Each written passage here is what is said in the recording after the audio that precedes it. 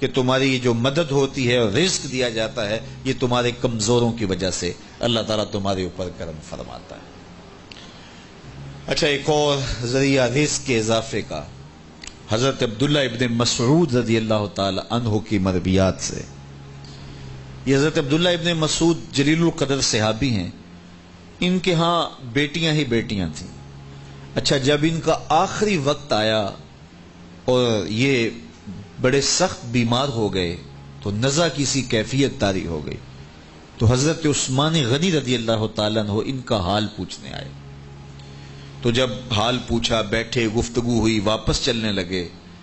تو حضرت عثمان غنی نے اشرفیوں کی 2 تھیلیاں نکال کے حضرت عبداللہ ابن مسعود کو پیش کی۔ تو انہوں نے کہا کہ مجھے تو اس کی ضرورت نہیں ہے، میں تو اس دنیا سے جا رہا ہوں، تو یہ مجھے کیوں دے رہے ہیں؟ تو حضرت عثمان نے کہا کہ یہ آپ کی بیٹیوں کے لیے، چونکہ آپ کی بیٹیاں ہی بیٹیاں ہیں تو یہ میں ان کے لیے پیش کر رہا ہوں، آپ کو تو واقعی ضرورت نہیں، دنیا سے جا رہے ہیں، تو یہ ان کے لیے ہے۔ تو حضرت عبداللہ ابن مسعود نے پھر تھیلیاں موڑتے ہوئے کہا کہ میری بیٹیوں کو اس کی ضرورت نہیں ہے، اس لیے کہ میرے حضور نے فرمایا تھا کہ جس کے پاس سورہ واقعہ ہو اس کو غربت تنگ نہیں کر سکتی، تو میری بیٹیاں رات کو سونے سے قبل 1 مرتبہ سورہ واقعہ ضرور پڑھتی ہیں، اس لیے تم میری بیٹیوں کے بارے پریشان نہیں ہونا، اللہ کے فضل سے انہیں غربت تنگ نہیں کرے گی، ان کے پاس سورہ واقعہ جو موجود ہے، تو یہ کسی ایسے ضرورت مند کو دو جس کے پاس سورہ واقعہ نہیں ہے۔ تو سورہ واقعہ کی تلاوت یقیناً رزق کی فراوانیاں اور رزق کی برکتیں حاصل کرنے کا ایک ذریعہ ہے، اور دروازے کھل جاتے ہیں اگر سورہ واقعہ کی تلاوت تسلسل کے ساتھ کی جائے۔ اس لیے اپنے معمولات میں سورہ واقعہ کو شامل کر لیجئے گا، اس کی برکات سے انشاءاللہ رزق کی فراوانیاں نصیب ہوتی ہیں۔ ایک اور ذریعہ رزق کا، اور یہ بہت آسان، شکا رجل الی رسول اللہ دیک المعیشۃ والفقر،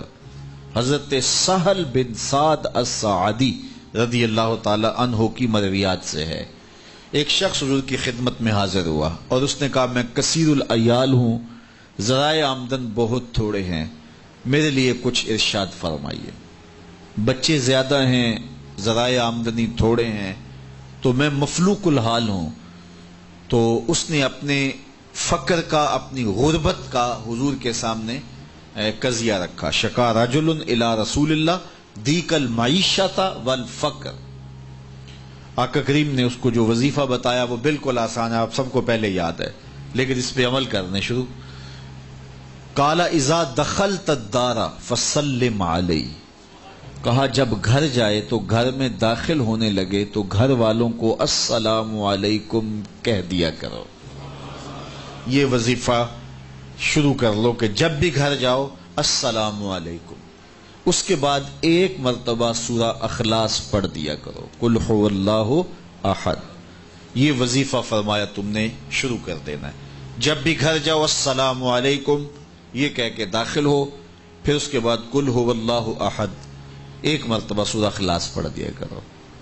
اور میرے آقا نے فرمایا کبھی ایسا ہو کہ تو گھر جائے، گھر موجود نہ ہو، اہل خانہ کہیں گئے ہوئے ہوں، تو فرمایا عمل نہیں چھوڑنا، فسلم علیہ، پھر تو مجھے سلام